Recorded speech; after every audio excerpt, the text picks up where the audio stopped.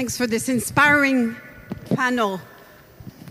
But let's remember that 400 years ago, 400 years before wise Greek men created this amazing place, in the Renaissance in Italy, painters like Raphael were inspired by Plato's Academy to create beautiful pictures in their mind's eyes and for us to enjoy to this day. You all know the School of Athens. But hey guys, what's wrong with this picture? Only men, no women. Yeah, not very inclusive indeed. Beautiful, but not very inclusive. Of course, this is the academy. This is the academy, not the agora. But ever since the Renaissance, who was inspired by the ancient Greeks to think about what should be the relationship between these amazingly wise guardians and the many, we've struggled with the same questions to this day. So, for sure, we have since then expanded the franchise. More and more people could vote, but only for the privilege of delegating their newly acquired power to these guys. And no girls, no women, right? And this is the predicament that we're in, giving rise, yes, to populism and all the rest of it. So I would like to frame this very short conversation that we're going to have with two propositions. First, the magic word. Let's think of defining our democracies, imperfect as they are, as the sum and the legacy of all the struggles that have come before us, layered on top of each other. All the struggles for more and more democratic inclusion. Yes, indeed. This is where we are today. We want to think about radical form of inclusion. Isn't that the needle of the wheel of inclusiveness of our democracy? Let's include 12-year-old voters. Let's include the unborn from 500 years from now who will say, please, please, stop colonizing our future. Let's include the non-humans who make our lives possible. That is radical inclusion, intelligent inclusion. So that would be the first proposition. To summarize, as Claudia and Ursula said it in their very different style yesterday, the predicament of our democracies, the challenge, the renewal that we're looking for, a new frontier of inclusiveness, yes. But here's the second proposition, beyond the magic word of inclusion, and this is where I come in as the Greek in me. Our democracies are about difficult trade-offs. Conversations about really hard trade-offs between the now and the future, the poor and the rich, and all these things. Tragic dilemmas of inclusion. Like these guys, they would, if you say, hey, where are the women? They say like, hey, who's going to stay at home and mind the kids? But even today, who are the kids who want to come to our democratic forum? I mean, there are some wonderful ones there in the back, and we want to hear them in a minute. But my kids, they prefer to go to, pop festivals. Sorry. And how do you mobilize? They also worried about if we include all these people, how do we do it at scale? They're worried about this too. Now we're talking about the EU and participatory democracy at the EU. How do you do it at scale without looking a bit strange? A few citizens' assemblies, is that going to do the trick? How do you link it to the rest of the citizenship? How do you create collective intelligence that can really be tapped in societies where so many are still left aside from our democratic cultures and educations? How do you include, how do we start thinking about the 6 billion people in the world who are not part of the story or so little? So we have the dilemmas of inclusiveness. We have the principle, the great ideal of inclusive democracy, and we have the great dilemma that it gives rise to. And so, to have a short conversation about these issues, I would like to ask my dear friend George Papandreou to join me here, not only because for the last 3 decades we have conspired together in making democracy great again, although of course, I do the talk, he does the talk, but he also does the do. He does the walk. And indeed, as head of party, as minister, as prime minister, George, you have been at the forefront of democratic innovations, of this spirit of inclusiveness throughout your career. And you didn't wait to become prime minister to do it. So I would like, before we turn to our young participants, for you to share with us 2 or 3 examples where you had to confront this dilemma of inclusiveness. Well, thank you, Kalypso. And just to go back to the painting of Raphael, I think what it basically tells us is that even in democracies, we need to challenge the status quo. Even in democracies, we need to challenge the hierarchies and those who are in power. But I would add to that, only in democracies can we actually peacefully, are we actually allowed or even asked to challenge the status quo and really think differently and imaginatively, as Yasha Monk said earlier. We need, and democracy is, I believe, in essence, a way of thinking. Democracy is an invention. It is an innovation, a way to people to say, we have our fate in our own hands. And this innovation basically needed the idea that we can imagine a different future. We can actually imagine change. We can collectively innovate, critical thinking. So democracy demands imagination. And I think we're losing that a bit. We've taken democracy for granted. And I always have seen democracy as continually a struggle, as you said, historically, from many ancient times to today. But even today, continually to think through on the basic principles, how do we bring people to include them and to be able to peacefully debate, change, use power, have power, and change the world. So how did you do it, George? Because you are a leader who accepted to be challenged. And I would say, everyone would agree with me in the room, I hope, that not all leaders accept to be challenged. And we were just discussing it with the previous panel. And indeed, where Vera, to some extent, represented the guardian of this challenging, of this right to challenge that we have today and is so much in danger. But you created ways of being challenged. So tell us a bit about that inclusiveness. I think there are many ways, and we have to be innovative. Obviously, one was with we're talking about women. I would say also migrants, quotas in parties. I pushed quotas of women, and we need to do that, I think, as people. There are different views on this, but my view is we need to really bring the excluded into political positions. Another way would be we're using technology. Now, the PNIX was, in the ancient Agora, there was a deliberation of all people who were citizens, all the citizens, and they're not everybody was citizens, they would deliberate on everything, even on war. Minus women who were citizens, but not debaters. Of course, the slaves and migrants were, at some point, migrants were decided. There was a big debate about bringing in migrants in ancient Greece. Finally, they did in one major change, and actually there was a very interesting, and I think this is very important, was what was said is, somebody said, a guy called Isocrates, not Socrates, but Isocrates said, well, maybe being Greek is having a Greek education. So not DNA, not blood, but actually the values. And I think that's very important for today's world. But so I said, okay, how do we bring in, and I think this is one thing we need to think of, to innovate, we need to have new experiences, be open to new experiences, learn from the past, but also the present, and break our mold and our boxes. We don't always know what our boxes are, and that's what Plato has said. Plato, the cave, I think, is very, very important. Allegory, we don't always know we're in a box.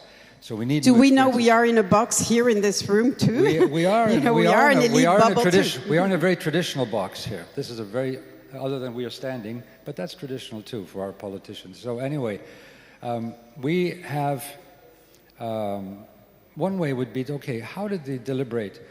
How do we deliberate when we have more people, rather than just the 5, 6, or how many thousand were on the PNICs? And maybe with a voice they could speak. We have our microphones now, but we have the internet. So I said, let us create what we called a deliberative process wiki laws. We use technology. So we experimented by doing the following.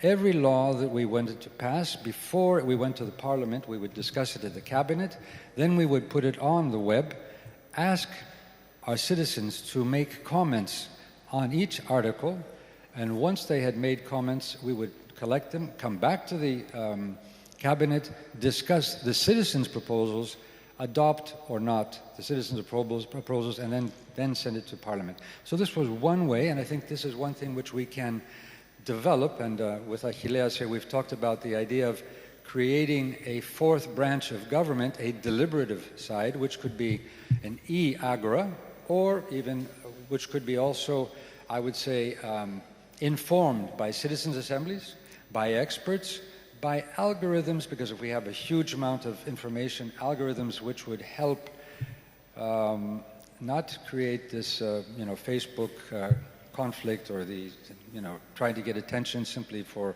selling and so on, but create the idea of bringing out the different views, but also the consensual views, and make the algorithms public. So these are the kind of, I think, things we can do to really innovate democracy. So, George, in a way, we can talk about radical transparency, sunshine, as the key, as the precondition for everything else we're talking about.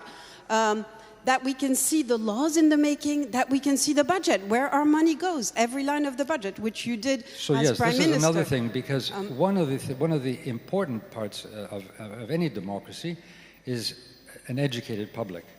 And an educated public means a public that is aware, that has access to information, and access to the information of the power, what power. And one of the basic powers of government is where the money goes. So what I did is I passed a very simple law which said no expenditure, no government expenditure, whether it's central or local or of any organization of the government, is legal unless it is posted on the web. Now, that's a very simple law. It came again from the ancient times. If you go to the ancient places where we were yesterday in the Agora, the ancient Greeks would post the expenditures, and the citizen could actually go and contest the expenditure if it was right or wrong. So we did this in Greece, and now we have what we call diavia, or sort of transparency, and every citizen can go and see where his money or her money goes to. Now, there have been backlashes to this. There have been politicians that didn't like it, even sometimes in the bureaucracy, but I think this now has become so embedded in popular culture, in the people, in our culture of democracy in Greece, that it's very difficult for any government to change it. So now. In a way, George, when you were in power, you created democratic expectations, and you said it's simple, but I note that very few governments around the world actually followed your examples. I wonder why. Now, because we are, but this is quite an ideal. I call it the democratic panopticon. It is about the people being right there in the middle, monitoring their government and civil servants and corporations who all risk to capture power. And even if, my kids go to pub festivals or all of you have better things to do, it's enough that some citizens, some of the time, with some energy, exercise their democratic gaze. That's the beginning of the expectation. Now, because we are talking about inclusiveness and we have only 8 minutes left, George, if that's okay with you, I would like to turn to our young participants who are kind of very strategically positioned on both sides and ask you, what's your secret for this magic world, for the dilemma of inclusiveness? How do you see it? Because you are, of course, the future. So tell us. There's some hands up there, but we're going to distribute on both sides. So short answers so we can hear you. And maybe we give them there the microphone too. So we have no more microphone. That's inclusiveness. Oh, these people. Okay, we share the microphone. There's a third one. Go ahead. Yeah, I just wanted to remark how we talk about inclusiveness, and it's interesting that we romanticize Athens as the zenith of democracy when the average Athenian household was characterized by slavery, the height of tyranny. So I think as we continue talking about democracy and inclusiveness, we have to look for who are we including in this democracy, who is this democracy for, and who we leave out when we create these narratives. Thank you. No, keep the microphone there. Another person, and then no, just stay there, you. Thank you so much. I was just wondering, what is the goal of conclusion? What are the limits to inclusion? And I think that one of the things I worry is that talk of virtue and excellence have fallen to the wayside as we pursue a plan of inclusiveness. But clearly not all inclusion is good, right? We want to exclude Hungary and Poland from the things that we participate in. And I wonder if it's not a bit ridiculous to include non-animals and pre-adolescents and the unborn in a democratic process. And so I worry that there are some extremes, and I worry that even your stance on this holy place is a bit rude to our heritage, but that's just my thought. Two remarks that question our democratic discourse in Greece, invented here, really? Without women and slaves and barbarians and all the rest of it. But also, thank you for outlining the dilemmas of inclusion. And what does it really mean to include the unborn? Really? How do we know what they want 1,000 years from now? Looking back at us as what is a good ancestor anyway? There was another hand here. Okay, thank you very much. I think for me, the question that I still seek is establishing the root of the exclusion. I think unless we establish why people have been excluded in the past, then it's very difficult to actually have an inclusive society. So will you kindly address, why do you think there was this exclusion? And yeah, once we know why, then I think we have a better chance of having a more inclusive society. Deconstruct the struggles.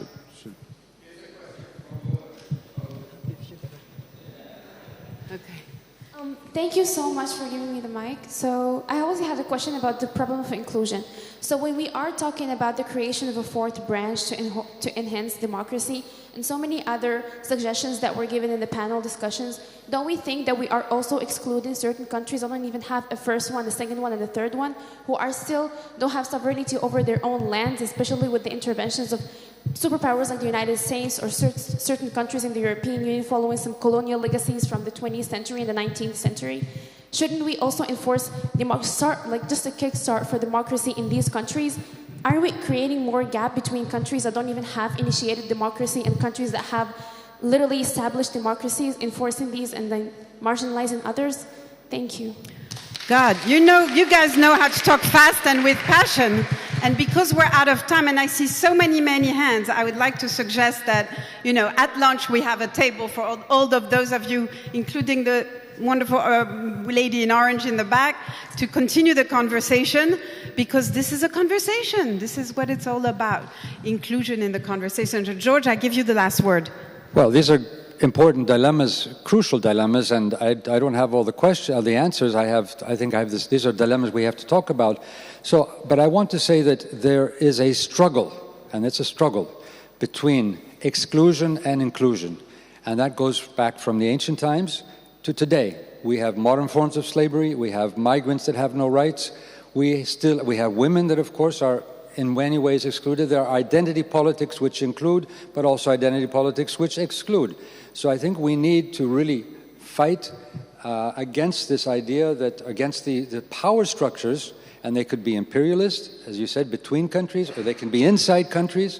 I believe that the more we get better, each democracy gets better, the more we can become an example for other countries. So we have to look at ourselves in the mirror, but we need to fight against this idea of the structure of power and hierarchy. And the hierarchy, of course, in our power in today's world, and I go back a bit to Aristotle, one thing he did say is that in order to have inclusion, in order to have democracy work, you need time and you need space. Now, we don't really have many public spaces. We don't have in the physical world where we meet. And we are out of time. Well, we need time, but we need time. And so I'll take one. I will steal a bit of time. We need time because we need time for deliberation, for participation, and today, and that means also that inequality, income inequality, wealth inequality, where people are struggling and don't have time to think about other things.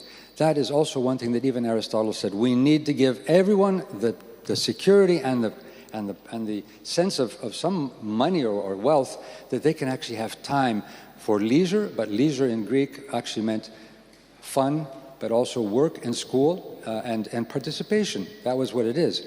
Now, we need to see how we can use also technology. So we need to break the barriers, let's put it this way, of inequality in all its forms. And that's a struggle. It's a continuous struggle. I would also see that we need to build new forms of participation. And as I said, we can use technology. I would just end with a very small thing that, we've been talking about it's a fourth branch of government. Well, what the European Parliament could do if it wasn't so costly was, instead of having Elon Musk buy Twitter, European Parliament buy the Twitter, and then use it as a tool to develop a fourth branch of deliberative democracy in Europe, but that I think would be quite interesting for Europe's presence around the world too. So I think we need to find ways, and I would just say that one important aspect of fighting against, as you said, whether it's slavery or whether it's any other form of exclusion, is to open the mind from our boxes. And in ancient Greece, even during the war of Peloponnesian War, Aristophanes came up with Lysistrata and said, women have power. Basically the message was, make love, not war. So theater, art, and education, which is critical, is crucial for our democracy. And that is something not only in our schools, but in our societies. So let's link, as you said, your children's pop culture with democracy, make it alive, make it critical, make it participative. Indeed. Thank you, George. Thank you, all of us, for lending yourself to this experiment in inclusiveness.